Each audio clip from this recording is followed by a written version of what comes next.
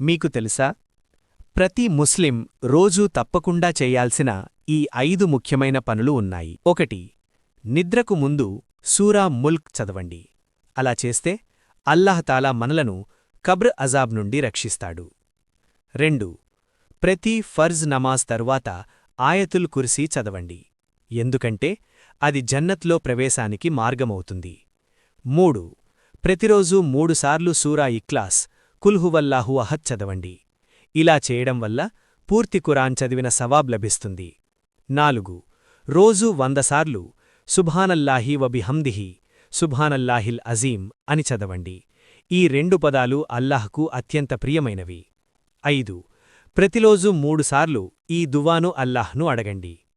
అల్లాహుమ్మ ఇన్నీ అస్అలుకల్ జన్నా అంటే, ఓ అల్లాహ్, నేను నిన్ను జన్నత్ను కోరుతున్నాను. ఈ వీడియోను తప్పకుండా షేర్ చేయండి. ఇతరులకు ఈ విషయం తెలిసేలా అవుతుంది మరియు ఇది మీకు సదకా జారియాగా మారుతుంది.